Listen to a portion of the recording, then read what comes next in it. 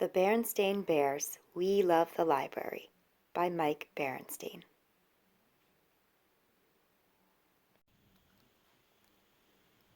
The whole bear family loved to read. They went through books the way most bears go through honeycomb, and they were always ready for more. That's why one bright Saturday morning they were on the way to the Beartown Library. At the library they returned a batch of books to Miss Dewey the librarian. "My goodness," she said, "you're the book-readingest family I've ever seen." "I just love novels like Jane Eyre and Pride and Prejudice," said Mama. "And I like books about fishing and woodworking," said Papa. "I know the kinds of books you cubs most enjoy," said Miss Dewey. "Would you like me to help you find them?" "Yes, please, Miss Dewey," said the cubs, taking her hand. "You know," said Miss Dewey, as they walked through the shelves, "books are very powerful. What do you cubs think is the most powerful thing about books?" Said Sister. "I think it's the way you can see everything you read right inside your head." "I know what you mean," said Miss Dewey. "In the words of Emily Bear Dickinson, there is no frigate like a book to take us lands away." "What does that mean?" said Brother. "It's from a poem," said Miss Dewey. "A frigate is a kind of ship. It just means that the book has the power to carry you off to distant places." The cubs thought it over, and they agreed. Books are powerful.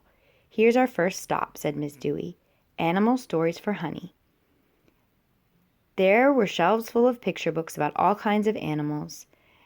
There were lambs and ponies, ducklings and bunnies, kittens and puppies. Honey was in cuddly, fuzzy, fluffy, furry heaven. "On to our next stop," said Miss Dewey. "Outer Space Stories for Sister." The shelves were stocked with books about spaceships and astronauts. Sister's favorites were stories about space grizzlies. She used to think they were scary, but then she got interested in telescopes and science and things like that and changed her mind.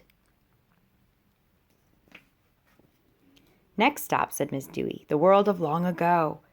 This was Brother's favorite subject. He loved stories about knights in armor, gladiators and warriors, anything, in fact, with lots of swords, crossbows, catapults, and siege engines.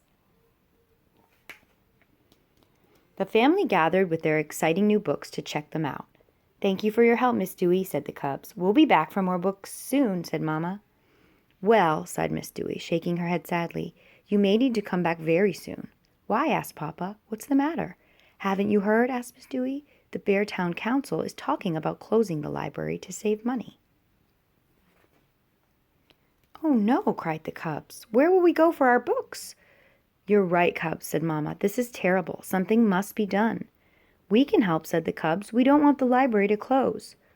Papa had an idea. "I think it's great that you cubs want to help, but maybe we could do more." "What do you mean?" asked Sister. "How would you cubs like to be in charge of keeping the library open?" asked Papa. "Count us in," said Brother. "What do we need to do?" Well, with Papa and Mama giving advice, the cubs made a plan to keep the library open. First, they talked to all their friends and asked them to tell their parents and families about it. Next, they printed flyers and took them door to door. The flyers said to come to the next meeting of the Beartown Council to stop the library from closing. At the next council meeting, practically everyone in Bear Country turned out. Folks crowded through the doors and leaned in the windows with Mayor Honeypot called the meeting to order. Bear after bear spoke out against the library closing. Finally, old Miss McGriz stood up.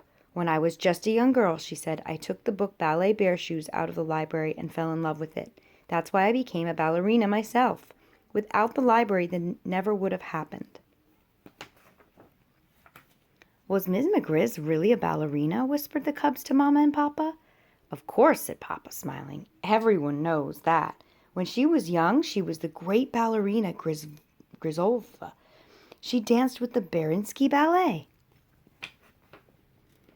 The Beartown Council voted to keep the library open. The crowd cheered. Miss Dewey thanked the cubs for leading the fight to save the library. "As you said, Miss Dewey," said Brother, "books are powerful. But there's another power at work here," said Papa. "Cub power. Let's hear it for the cubs. Hip, hip, hooray."